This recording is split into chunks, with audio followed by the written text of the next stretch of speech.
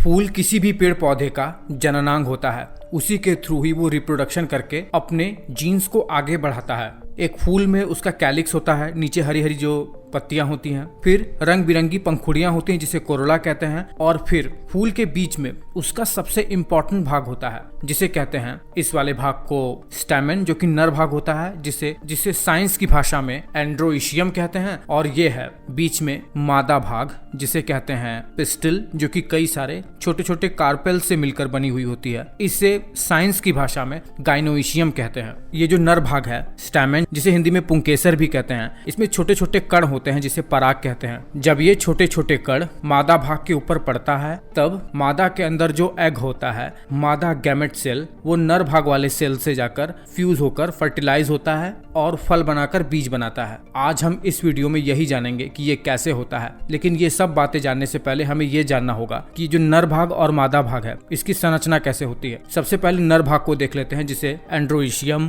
पुंकेसर या फिर स्टैमेन भी कहते हैं। इसमें मेनली दो भाग होते हैं। एक होता है ये फिलामेंट और एक होता है ये एंथर, जिसके अंदर छोटे छोटे पोलेंस, जिसे हिंदी में पराग कहते हैं, वो होता है। तो सबसे पहले इस एंथर की संरचना को ही देख लेते हैं। एक छोटा सा ओवरव्यू ले लेते हैं। जब हम इस एंथर को इसके क्रॉस सेक्शन से काटेंगे तो देखिए कौन कौन सी लेयर देखने को मिलती है। सबसे बाहर इसके एपिडर्मिस की लेयर देखने को मिलती है, जो इसे बाहर से प्रोटेक्शन देता है। इसके अंदर होता है एंडोथीशियम की एक लेयर, जो कि फटकर पोलन ग्रेन्स को बाहर निकालता है। उसके अंदर जो पोलन होता है उसको डिस्पर्स करने में मदद करता है। इसके अंदर मिडिल लेयर होती है एक पैरेन्काइमल सेल की, जो कि इसे टेम्पररी सपोर्ट करता है। फिर इसके अंदर जो आप एक गोल सी संरचना देख रहे हो, जो सराउंडिंग में गोल गोल सी सेल का स्ट्रक्चर बना हुआ है, ये होता है टैपेटम सेल की लेयर, जो कि एक बहुत ही इंपॉर्टेंट सब्सटेंस को रिलीज करता है, जिसे कहते हैं स्पोरोपोलेनिन। एक बहुत ही हार्ड मटेरियल जो कि पोलेंस में बाहरी कवच का काम करता है। ये पोलेंस को बाहर से प्रोटेक्शन देता है, ये हार्ड लेयर। इसके अलावा ये न्यूट्रिशन भी देता है एंथर को। और इसके बीच में ये सब जो भरी हुई सेल्स हैं, ये कनेक्टिव हैं, जो कि एक कनेक्टिव टिश्यू होता है। इसी में ही वैस्कुलर बंडल होते हैं, जो कि एंथर को वाटर और न्यूट्रिएंट्स का सप्लाई करता है। और यही कनेक्टिव टिश्यू ही एंथर के दो लोब्स को आपस में जोड़ता है। आपको बता दें, एक एंथर दो लोब का भी हो सकता है और एक लोब का भी हो सकता है। अब देखिए, ये जो बीच में ये जो टैपेटम सेल के अंदर का इलाका है, इसमें एक बहुत ही इंपॉर्टेंट सेल पाई जाती है, जिसे स्पोरोजिनस सेल्स कहते हैं। ये डिवाइड होकर माइक्रोस्पोर मदर सेल्स बना लेते हैं। फिर यही माइक्रोस्पोर मदर सेल्स एक बार फिर से डिवाइड होकर माइक्रोस्पोर्स नाम के सेल्स बना लेते हैं। बहुत ही इंपॉर्टेंट चीज है ये सब। अब यही माइक्रोस्पोर्स आगे अपना खेल रचेगा और सबसे इंपॉर्टेंट मेल गैमेटोफाइट्स का निर्माण करेगा। कैसे, चलिए जानते हैं।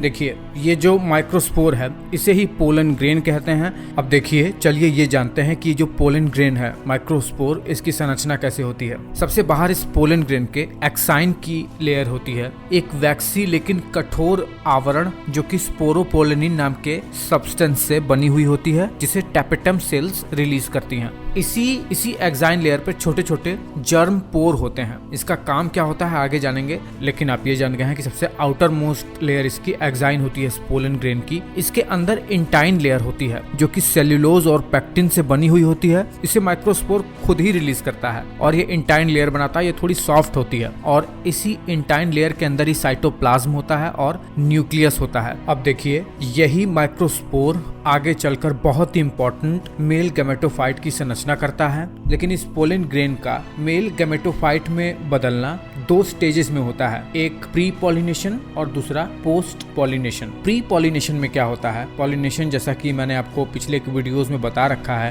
कि एक फूल के नर भाग में से पराग का निकलकर उसके मादा भाग पर गिरने को ही पॉलिनेशन कहते हैं। तो फूल के नर भाग से पराग का मादा भाग पर पड़ने से पहले जो डेवलपमेंट होती है, उसे प्री पॉलिनेशन डेवलपमेंट कहते हैं। इसी माइक्रोस्पोर में माइटोटिक डिवीजन होता है, अंदर जो उसका न्यूक्लियस होता है उसमें। और जब इसमें माइटोटिक डिवीजन होता है तो दो दो न्यूक्लियस का निर्माण होता है। एक होता है वेजिटेटिव न्यूक्लियस और दूसरा बनता है जनरेटिव न्यूक्लियस। यही जनरेटिव न्यूक्लियस ही मादा भाग के एग से फ्यूज होकर भ्रूण का निर्माण करता है। और ये जो वेजिटेटिव न्यूक्लियस है ये बहुत इंपॉर्टेंट रोल प्ले करता है, उसके बारे में हम आगे जानेंगे। लेकिन आप इतना जान जाइए कि माइटोटिक डिवीजन के थ्रू इसी माइक्रोस्पोर में दो सेल बन जाते हैं, वेजिटेटिव सेल और जनरेटिव सेल्स, मतलब दो न्यूक्लियस का विभाजन हो जाता है। जब यही पराग का पॉलिनेशन हो जाता है, इसी पोलन ग्रेन का जब पॉलिनेशन होगा मादा भाग पर, जब ये पड़ जाता है तब इसका पोस्ट पॉलिनेशन डेवलपमेंट होने लगता है। उसमें क्या होता है, जैसे ही ये मादा भाग पर पड़ा, इस पोलन ग्रेन में जो छोटे छोटे जर्म पोर होते हैं उसमें से इंटाइन लेयर रप्चर करके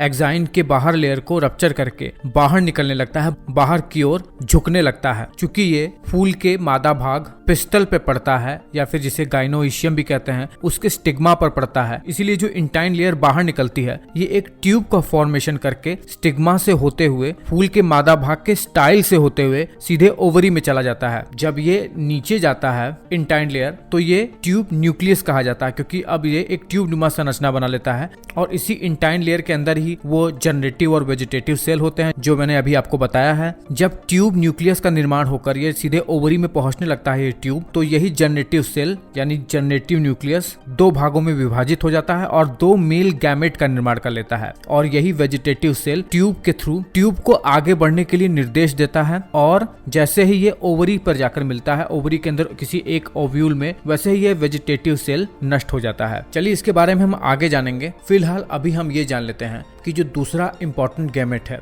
यानी फीमेल गैमेटोफाइट, उसकी रचना कैसे होती है। अब देखिए, जैसा कि मैंने आपको पिछले के वीडियोस में ये बता रखा है कि एक फूल का मादा भाग गाइनोइशियम होता है जिसे पिस्टिल कहते हैं या फिर जायांग कहते हैं या स्त्री केसर भी कहते हैं। उसके तीन भाग होते हैं। ऊपर का स्टिग्मा होता है, एक प्लेटफॉर्म नुमा संरचना ऊपर से चपटा, ताकि ये किसी पराग या फिर किसी पोलन को रिसीव कर सके। इसका जो स्टिग्मा है वो पैरेन्काइमल सेल, सिक्रेटिव सेल्स, बहुत सारे विभिन्न प्रकार के सेल्स से बना हुआ होता है ताकि ये पोलन को अपने ऊपर चिपकाकर मेल गैमेटोफाइट को रिसीव कर सके। ये जो स्टाइल होता है वो मेनली पैरेन्काइमल सेल वगैरह से बना हुआ होता है। ये बातें जानना हमारे लिए इतना ज्यादा इंपॉर्टेंट नहीं है। सबसे इंपॉर्टेंट इसके नीचे घड़ा नुमा संरचना है वो ओवरी का होता है, उसे ही हमें जानना है। ओवरी बाहर से एपिडर्मिस सेल से बना हुआ होता है, उसके अंदर पैरेन्काइमल सेल होती है और फिर इसी ओवरी के अंदर सबसे इंपॉर्टेंट ओव्यूल होता है। बहुत सारे ओव्यूल होते हैं। देखिए, अगर ओव्यूल की बात करें तो ओव्यूल के बीच में सबसे इंपॉर्टेंट उसका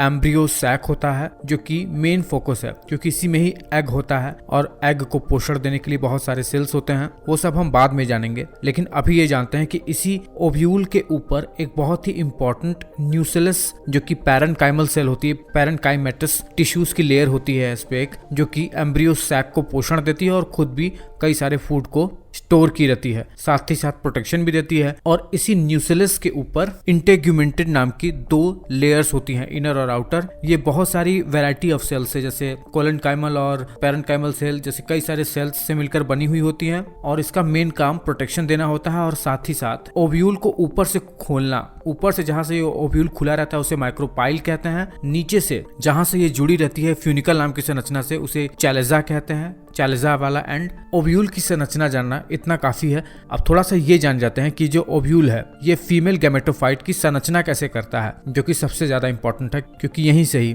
फल और बीज का निर्माण भी होता है और तो और फर्टिलाइजेशन भी यहीं पर होता है। सबसे ज्यादा इंपॉर्टेंट बात, ये तो बहुत ही कॉमन सी बात है। तो चलिए जानते हैं। देखिए, फ्लावर के डेवलपिंग स्टेज में ओव्यूल का पूरी तरीके से निर्माण नहीं हुआ रहता है। अपने डेवलपिंग स्टेज में एक पतला सा एक अर्धविकसित न्यूक्लियस की लेयर होती है और उसके बीच में एक आर्किस्पोरियल नाम की सेल होती है जिसमें बहुत सारा डिवीजन होता है, बहुत सारे प्रोसेस होते हैं उसमें। प्रोसेस के बाद यही archesporial cell megaspore mother cell में कन्वर्ट हो जाता है। अब देखिए, ये जो मेगास्पोर मदर सेल है ये बहुत ही इंपॉर्टेंट होता है क्योंकि अब इसमें मियोसिस का प्रोसेस होने लगता है और जब इसमें मियोसिस का प्रोसेस होता है तो ये मेगास्पोर मदर सेल मेगास्पोर में बदल जाता है और और यही मेगास्पोर आगे चलकर बहुत ही इंपॉर्टेंट फीमेल गैमेटोफाइट की संरचना करने वाला रहता है। चलिए जानते हैं कि कैसे फीमेल गैमेटोफाइट की संरचना होती है। जैसे मेल गैमेटोफाइट में पोलन ग्रेन बहुत ही इंपॉर्टेंट था जिसे माइक्रोस्पोर कहते हैं, ठीक उसी तरीके से फीमेल में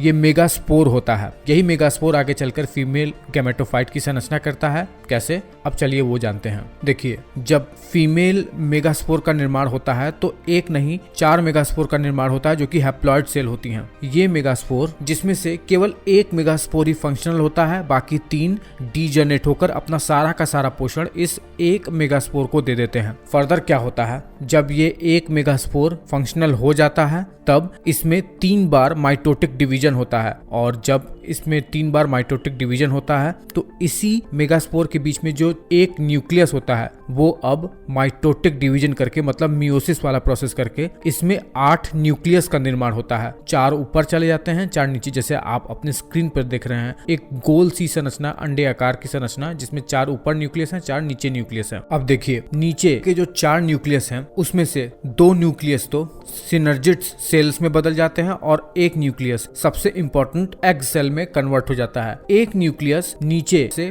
बीच में सेंटर की तरफ माइग्रेट हो जाता है। ठीक उसी तरह ऊपर वाले जो 4 न्यूक्लियस हैं उसमें से 3 न्यूक्लियस 3 बहुत ही इंपॉर्टेंट सेल्स एंटीपोडल सेल में कन्वर्ट हो जाते हैं और एक न्यूक्लियस बिल्कुल नीचे वाले की तरफ सेंटर की तरफ माइग्रेट हो जाता है। ये जो सिनर्जिड्स होते हैं इसका काम क्या होता है पहले ये जान लेते हैं। सिनर्जिड्स बहुत ही इंपॉर्टेंट मेल गैमेटोफाइट जिस ट्यूब में होता है, पोलन ट्यूब, जो कि पोलन ग्रेन से ही आता है, उसे डायरेक्शन दिखाने का काम करते हैं कुछ केमिकल रिलीज करके। साथ ही साथ ये शॉक को ऑब्जॉर्ब भी करते हैं और इसी सिनर्जिड्स के ऊपर कुछ फूल जैसी संरचना होती है, I mean finger like projections होते हैं जो कि डायरेक्ट करते हैं एम्ब्रियो सैक की तरफ न्यूट्रिएंट्स को, आई मीन अब्जॉर्प्शन और ट्रांसपोर्टेशन। एग तो जैसे मैंने बताया सबसे इंपॉर्टेंट होता है क्योंकि इसी के साथ ही मेल गैमेटोफाइट फ्यूज करके एम्ब्रियो बनाता है, और ये जो नीचे एंटीपोडल सेल होते हैं इनका काम एम्ब्रियो सैक को पोषण देना होता है। ये बहुत सारे स्टार्च वगैरह अपने अंदर स्टोर करके रखे रहते हैं। अब मैंने आपको ये भी बताया था कि सेंटर में ऊपर से और नीचे से एक एक न्यूक्लियस आकर सेंटर में ही स्थिर हो जाते हैं। इसे पोलर न्यूक्लियाई कहते हैं। ये दोनों ही न्यूक्लियस आपस में फ्यूज होकर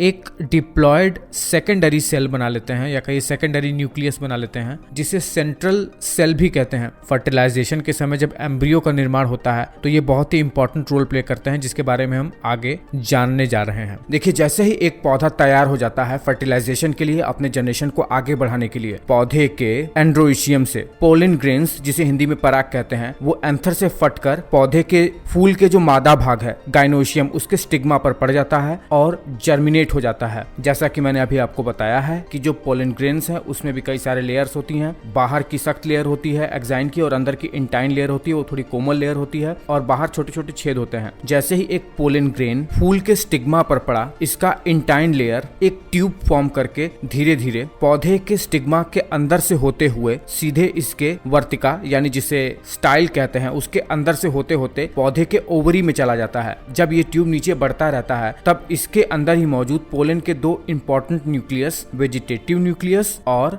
जनरेटिव न्यूक्लियस, वो भी नीचे जाते रहते हैं, और ये जो जनरेटिव न्यूक्लियस है वो डिवाइड होकर 2 मेल गैमेट बना लेता है, और ये जो वेजिटेटिव सेल रहता है या फिर वेजिटेटिव न्यूक्लियस, वो इन दोनों मेल गैमेट्स को नीचे पहुंचाने के लिए इस पोलन ट्यूब को रास्ता दिखाता है। नीचे से ओवरी में मौजूद एम्ब्रियो सैक में जो सिनर्जिड्स होती हैं वो कुछ ऐसे केमिकल सीक्रेट करती हैं जो इस पोलन ट्यूब को अपनी ओर आकर्षित करने का संकेत देता है। जैसे ही ये पोलन ट्यूब ओवरी में मौजूद किसी एक ओव्यूल के सिनर्जिड से आकर जुड़ती है, ये पोलन ट्यूब रप्चर हो जाता है और इसके 2 मेल गैमेट्स एम्ब्रियो सैक के अंदर चले जाते हैं। वेजिटेटिव न्यूक्लियस का कोई काम नहीं होता है, बस ये पोलन ट्यूब को आगे बढ़ने में मदद करता है। ये किसी कोशिका से जाकर फ्यूज नहीं होता है। जैसे ही ये 2 मेल गैमेट ओव्यूल के एम्ब्रियो सैक में पहुंचा, इसमें से एक मेल गैमेट एम्ब्रियो सैक में मौजूद एग से जाकर फ्यूज हो जाता है, और एक मेल गैमेट फ्यूज होकर ये जो बीच में सेंट्रल न्यूक्लियस होता है जिसे पोलर न्यूक्लियाई कहते हैं, उससे जाकर फ्यूज हो जाता है। चूंकि 2 पोलर न्यूक्लियाई होती है और एक मेल गैमेट, इसीलिए इस फ्यूजन को ट्रिपल फ्यूजन कहते हैं। और चूंकि एम्ब्रियो सैक के अंदर